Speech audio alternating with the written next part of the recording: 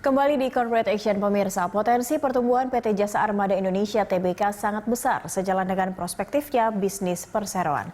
Kita akan membahas prospek bisnis dan saham PT Jasa Armada Indonesia (TBK) bersama analis Bina Arta Sekuritas Nafan Aji Gusta. Selamat pagi Mas Nafan. Oke, Mbak Cakrimila, selamat pagi pemirsa Berita 1 TV. Iya, Mas Nafan, ini melihat kinerja dari perseroan dari PCM sendiri hingga kuartal 3 2020, Anda melihatnya seperti apa untuk perseroan yang bergerak di bidang angkutan dan juga perkapalan seperti ini, angkutan muat seperti ini? Ya, memang kalau kita akui bahwasannya IPCM ya ini berperan ya dalam rangka untuk memberikan pelayanan maupun jasa terhadap pilotage maupun juga towage begitu ya. Untuk pilotage ini artinya adalah jasa pemanduan, sementara untuk towage ini ialah jasa penundaan begitu ya. Adapun ruang lingkup jasa-jasa pilotage maupun juga towage dari IPCM ini meliputi dari berbagai tipe kapal ya, misalkan ada tipe container vessels, kemudian juga ada dry liquid bulk, kemudian juga ada inland waterways, kemudian juga ada offshore ship to ship transfer begitu ya, sehingga memang tujuannya ialah agar supaya bisa memberikan panduan ya atau manuver terhadap kapal-kapal terutama yang memiliki bobot lebih dari 500 GT atau gross ton begitu ya, sehingga dengan demikian maka hal ini bisa menunjang keamanan maupun juga keselamatan dari kapal-kapal besar itu sendiri kalau menurut saya, sehingga apalagi yang memang bertujuan untuk mendekati ke pelabuhan atau offshore ship to ship transfer, bahkan juga ada inland waterways begitu ya, seperti di sungai besar begitu ya, sehingga ya, peran ini sangat penting gitu ya. Dan memang kalau saya melihat bahwasannya prospek IPCM ini karena memang Indonesia merupakan archipelagic state ya, atau negara kepulauan yang memang membutuhkan kapal-kapal ini ya. Dibutuhkan berbagai kapal karena kalau kita melihat dari total pelabuhan saja, misalkan untuk jumlah pelabuhan khusus saja menurut BPS saja sekitar 501 gitu. Itu sudah sangat banyak begitu ya.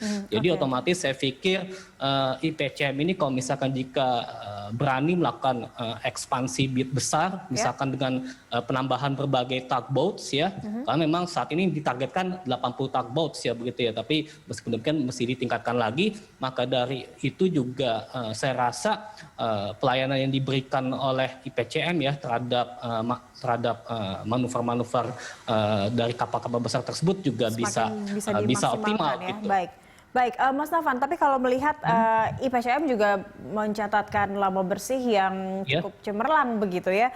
Anda melihatnya usaha yang dilakukan dari perseroan sendiri, khususnya kalau melihat di kondisi pandemi saat ini, apa yang sudah dilakukan atau track record yang sudah dilakukan oleh perseroan ini sudah baikkah hingga bisa mencatatkan laba bersih yang cukup besar kemarin?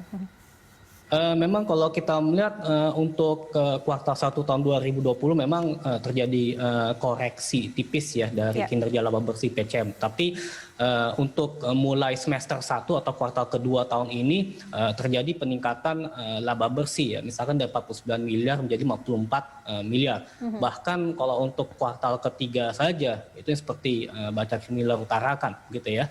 Itu pun juga terjadi peningkatan laba bersih sebesar 1,34% gitu ya. Jadi otomatis saya pikir di tengah-tengah pandemi ini ternyata perusahaan IPCM sangat mampu menjalankan mitigasi resiko dengan efektif gitu ya, dengan penerapan efisiensi bisnis yang memadai begitu ya, sehingga mencatatkan kinerja yang positif. Belum lagi juga kalau saya melihat dilihat dari kinerja pada debt to equity ratio itu termasuk yang sangat rendah, hanya 25% gitu ya. Berarti di sini beban utang dari PCM pun juga termasuk sangat rendah, dan memang ini juga merupakan salah satu sentimen kuat ya yang mampu membuat pergerakan IPCM pun juga lebih relatif sustainable gitu dari pergerakan harga sahamnya maupun juga dari kinerja fundamentalnya. Kalau melihat dari perseroan dari angkutan muat atau bisnis bongkar muat seperti ini, IPCM sendiri kira-kira persaingan bisnisnya seperti apa, dan dengan melakukan efisiensi nampaknya sudah tepat untuk bisa membukukan laba. Apakah efisiensi di saat seperti ini dan melihat persaingan di bisnis bongkar muat ini tepat dilakukan atau seperti apa dari pandangan Anda? Ya memang kalau saya pikir bahwasannya untuk persaingan dalam pelayanan tugboat tersebut ya, misalkan dalam hal jasa penundaan atau towage maupun juga jasa pemanduan maupun juga atau pilotage, itu pun memang cukup dinamis begitu ya, karena di Indonesia pun juga saya akui bahwasannya terdapat banyak sekali pelabuhan, kemudian juga dalam hal logistik pun juga kita juga memiliki beberapa sungai yang begitu lebar begitu ya, sehingga ini juga dibutuhkan pilotage juga ya dari khususnya IPCM begitu ya. Dan juga kalau menurut saya memang meskipun terjadi ini ya sangat kompetitif ya, tapi kalau menurut saya dari prospeknya atau proyeksi dari kinerja fundamental, saya lebih cenderung berekspektasi akan terjadi kenaikan laba bersih menjadi 93 miliar dari sebelumnya itu kira-kira sekitar 90 miliar pada tahun yang lalu begitu untuk akhir tahun ini. Artinya meskipun kompetitornya banyak di bisnis bongkar muat ini, namun IPCM masih tetap menjadi yang di depan begitu ya, masih yang lebih unggul dibandingkan para kompetitor yang lain melihat. Ya memang kalau menurut saya bisa lebih unggul untuk IPCM. Baik. Kita akan jeda terlebih dahulu, kita akan lanjutkan perbincangan di segmen berikutnya. Pemirsa tetaplah bersama kami, Corporate Action akan segera kembali usai jeda.